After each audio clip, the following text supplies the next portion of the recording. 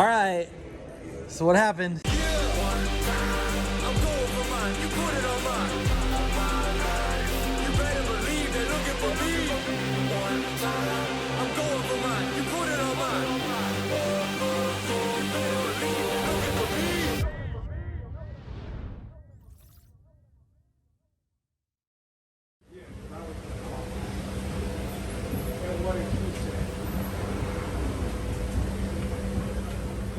We are at the Indianapolis International Airport getting ready for our trip to Minneapolis for RecPoker Weekend. Very excited to hit the road again, have another chance to shake off some dust and get ready for the Run Good poker season here in a couple weeks. Also looking forward to seeing Jim. It's been too long. It's always been too long since I've seen Jim, one of the best guys in poker. Excited for this trip, excited to see what we can do, and let's hit the air.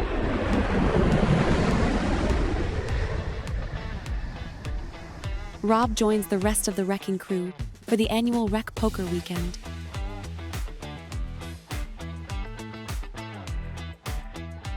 This is us in the hotel room before the sun has set. So this is what I'm calling my second preseason stop, leading into the Run Good Poker of the Year chase. We're here in Running Aces in Minneapolis, Minnesota for a brief 72-hour trip.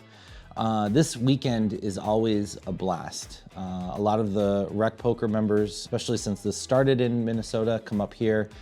We have 4 tournaments on Friday and Saturday. We compete in a fun leaderboard competition.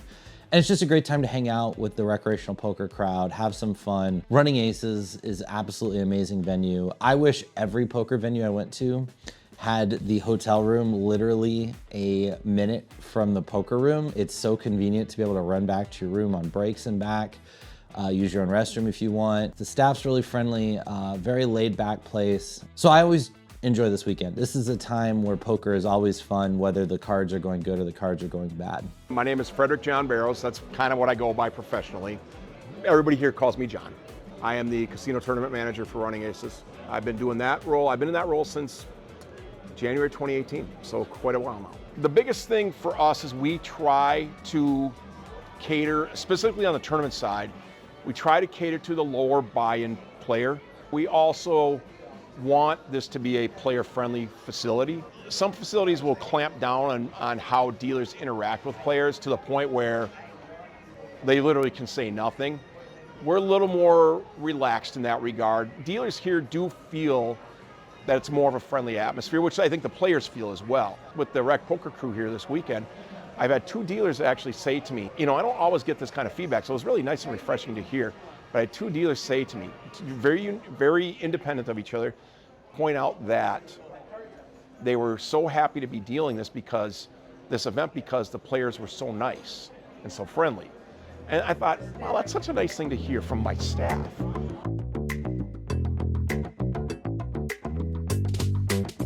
At the end of the day, I love the RecPoker mission.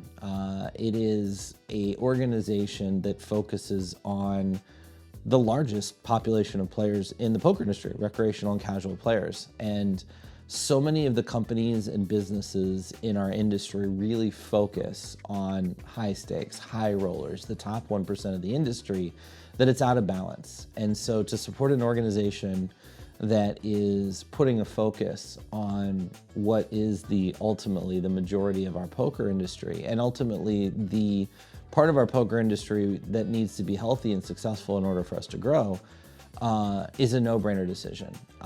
It's an even greater no-brainer decision because it's run by Jim Reid. And Jim Reid is one of the happiest, most friendly people you'll ever meet in poker.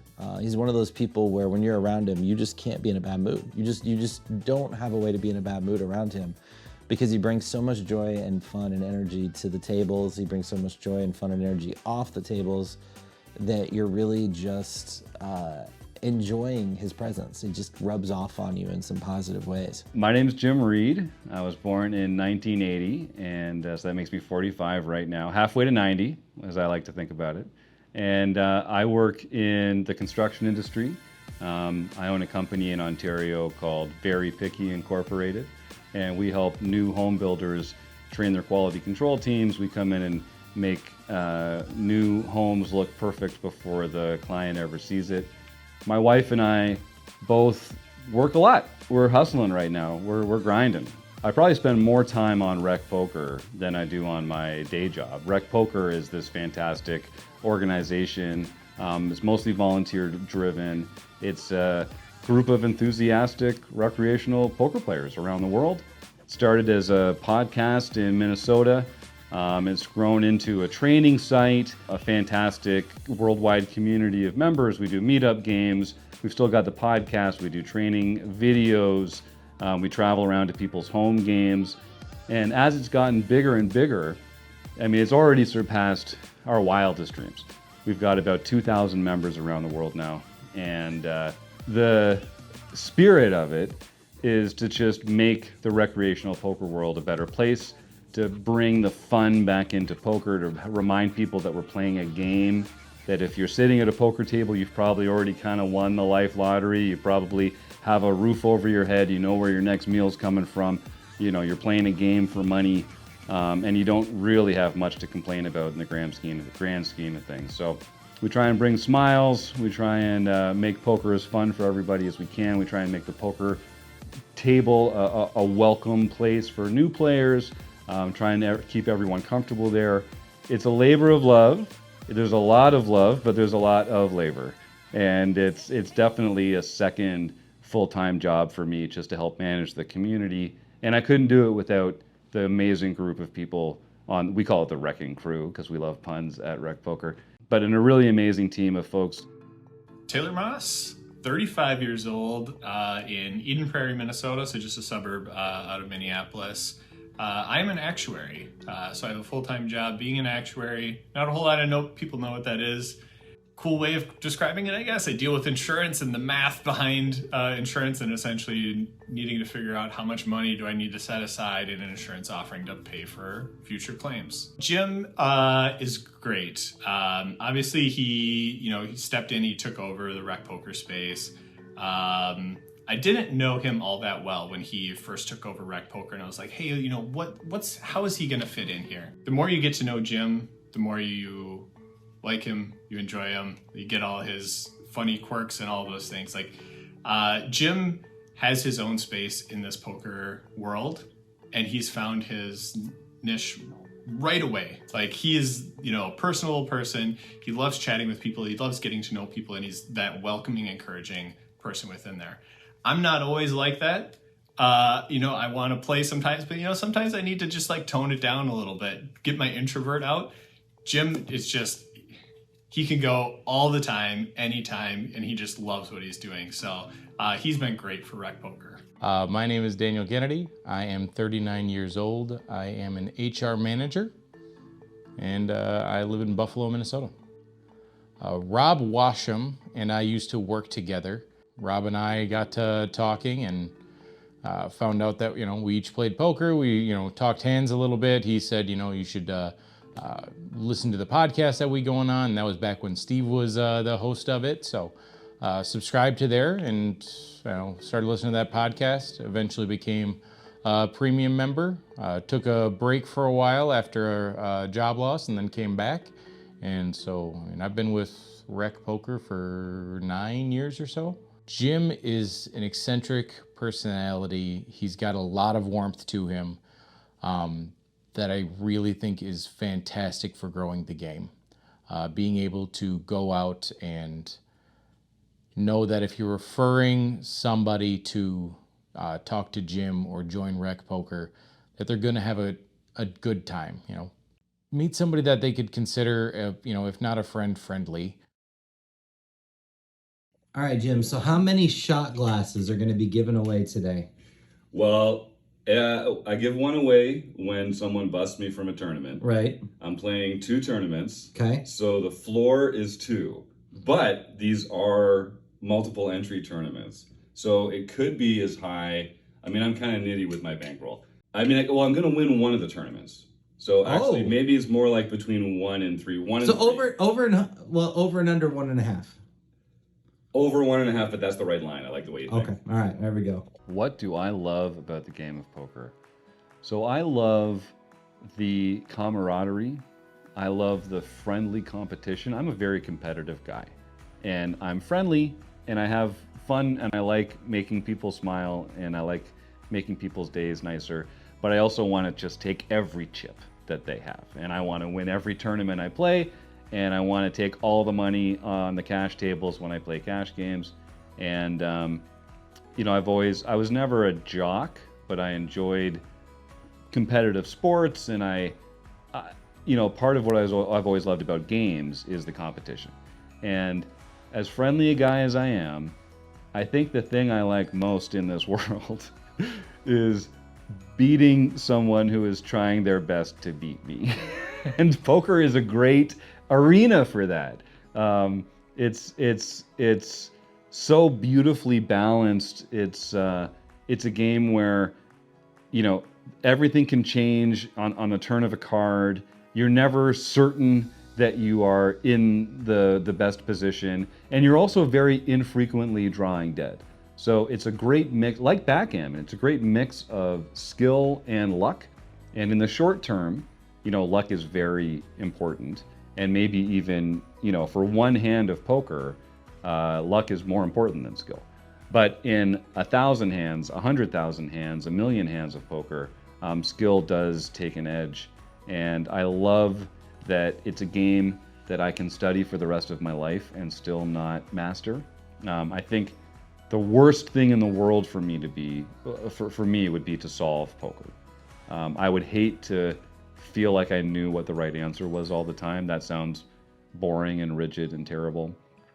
So I like the kind of the chaos. I like the educated guesses. I like that you are throwing your hat in the ring, and the kind of uncertainty of that competitive nature. And as I get older, and I'm still relatively physically fit and capable, but I want to be playing this game in my 60s and 70s and 80s, and I'm just not going to be able to play soccer or baseball or flag football competitively at that point in my life, but I will be able to play poker. It's a very special game in that way.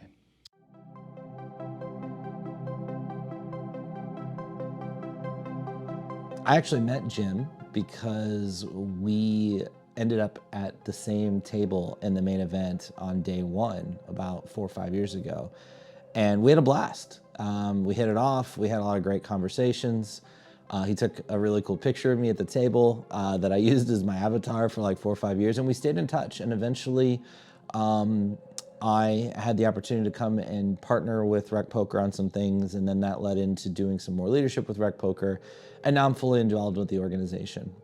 I think Jim Reid is one of the most important people in poker because of what he's doing. What's great about Jim's mission is he really does see a way for recreational poker players to have success in poker. Like back in the day, recreational poker players were kind of almost an insult. It's like, oh, you're a rec player, you must be bad. But he's changing the definition. A recreational poker player is just someone who doesn't want to play full time as their sole income source. He's creating this community where recreational players and casual players from all skill levels can come in and feel safe to ask questions, get more confident in the way they play the game, learn and grow in the game to whatever level they want. There's no pressure to become some high stakes crusher, but if you want to become elite in the game, the tools and the community and the steps you need to take are available to you. They're made available through RecPoker so that whatever you want your ceiling to be, whatever you want your goals to be in poker, from really high aspirational goals to, you know what, I just want to have fun playing this game and not completely pump my money off, there's a comfortable and safe place for you to do that. This poker industry we're in started with a boom from Chris Moneymaker. It started from an accountant, an amateur player coming in and winning poker's biggest prize. It's a 5! Yeah!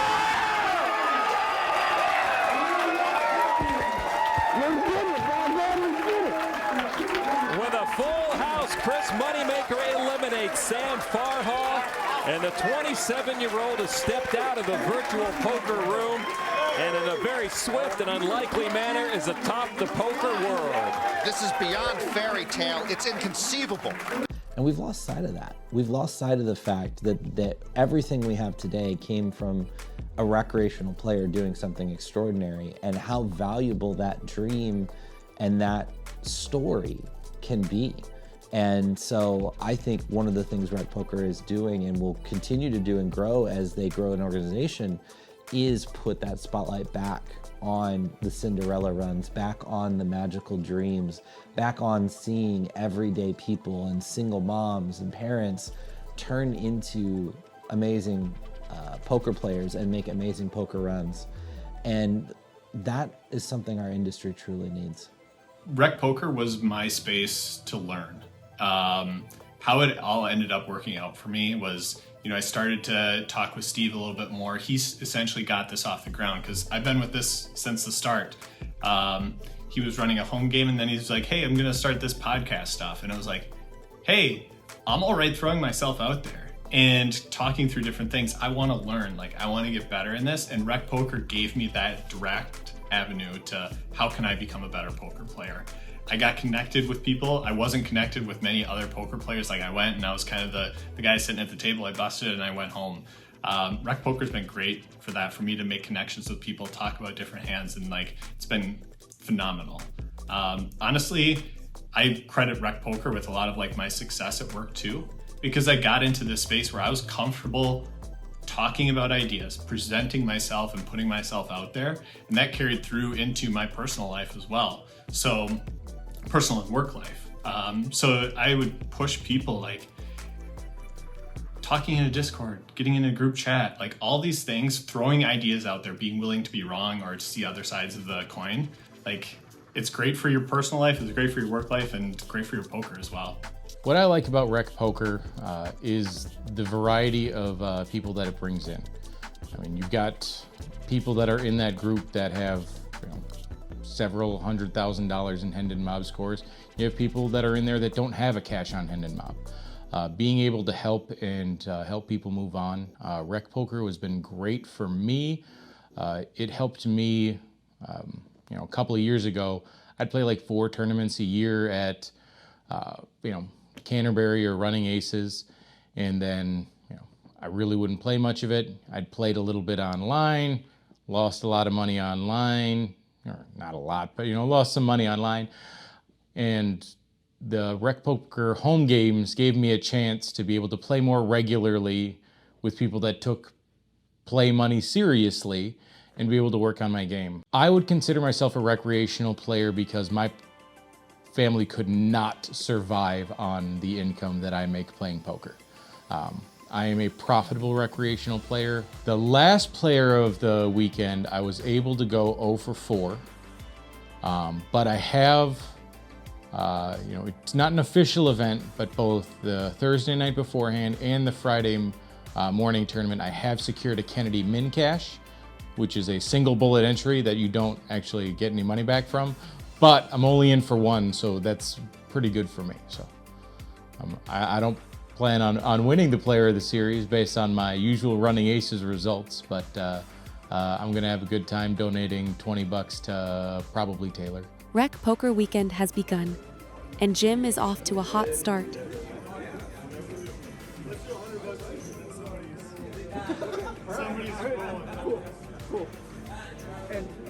The champ is here. The champ is here. I hear it's your greatest accomplishment in poker is becoming RecPoker Player of the Week. Well, I added it to my list of first ever Player of the Year, most Player of the Year titles, first ever winner of the RecPoker Player of the Weekend. The list goes on. He thinks I'm recording. I'm just holding the phone That's up fine. right now. I'm kidding, buddy. It's good to see you. Can you believe this guy is the HR manager? Never mind, they're in my car. Thank you. No comment. No comment. No comment. The popular I have answer. never been more shocked in my life. It's getting serious. Good job. Wait a minute, fellas. Take your time. No rush. Definitely no rush. No, when you are on the blind.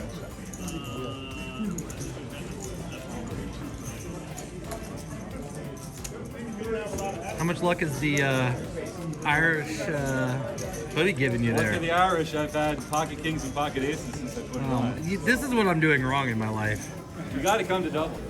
Got cool guys like these two coming by. And... What do you mean cool? All right. So what happened? Sixth place. Sixth place. Got pocket fours in good against queen king suited. What's getting pocket fours in good? Yeah, it's amazing, right? It felt good like pre-flop already. Yeah, pre-flop. I was getting pretty short, and just didn't last it. He got the queen on the flop, and that was the end of it. So back in, we got the mystery bounty starting in an hour. I'm really looking forward to that one. But current player of the series leader, right here. Correct. You are. Yeah. So if I crack you tonight, is that an extra volume? It means that I buy the martini. Oh, nice. There we go. That gives me 14. Get down 14. Get on 14, bro. That's, yeah. Fun group. They Good. know how to do it here, that's for sure. And, Good. Yeah.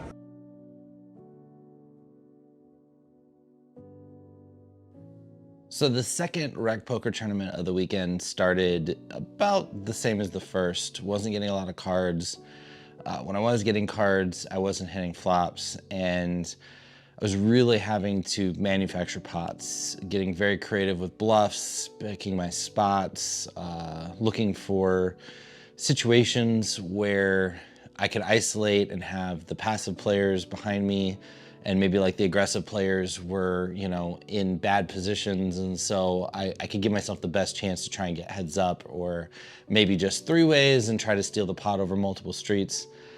And we were just surviving and building, and was kind of hovering around 2x starting for the second 2 hours of this tournament. And then I got in a spot where I ran a big 2-street bluff, got it through. It was a board where I was out of position. I checked flop, my opponent checked back, and I set up a turn barrel river rip. Won an ace at the river, got the guy to fold a small pair. That got me up to about 65, 66K. And then finally got a really, really good spot where I was playing against a very aggressive player and turned trips and slow played it, and then clicked back. I check raised, clicked back on the river and got a call and was sitting with 130K. And this was like 6.5 starting stacks. We're getting close to the money bubble.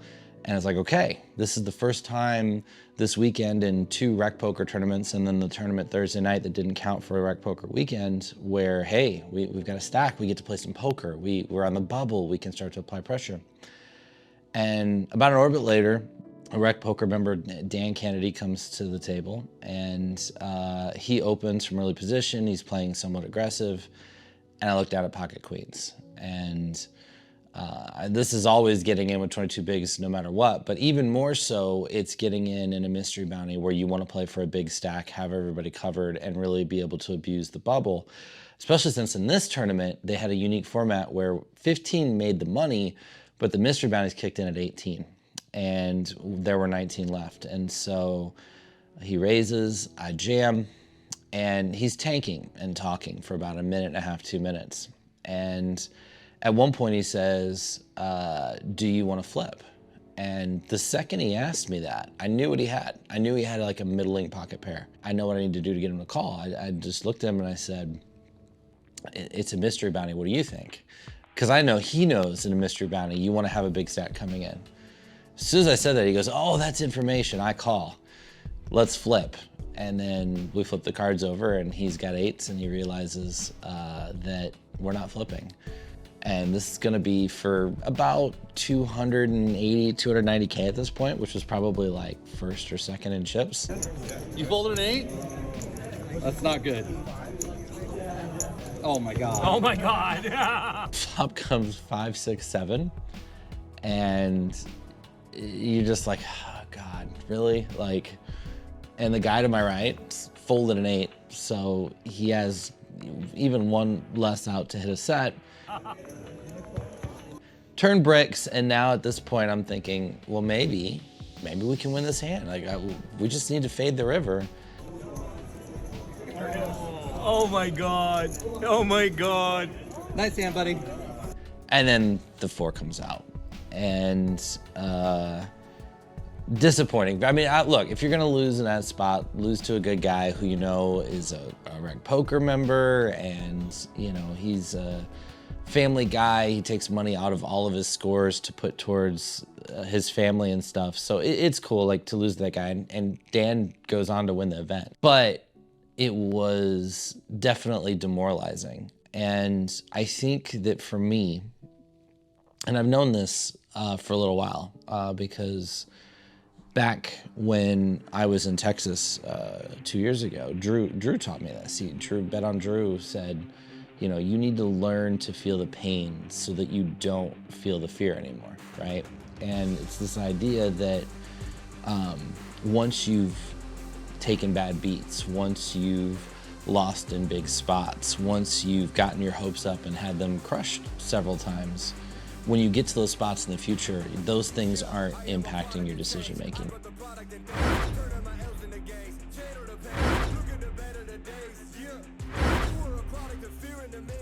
All right, y'all, we made another break and we are chip leading with 3 left. We have 2.3 million in chips. If I get on the avenue, you ain't cut out for them bags. Yeah, you are not good enough. You are the type of got people they shouldn't love. Anyone knowing you know that you phony. You never cut out for this. You should just give it up. Yeah, but that's how they want me to feel. I am the man of the steel, king of the hill, man of the year. Finally feel like I got it for real. Yeah, but all of them voices we got them. Lie to me, Hillary Rodham. I just came back from my kid in the bottom, and now I'm gonna bring it back all the way on them. Yeah, one time I'm going for mine. You put it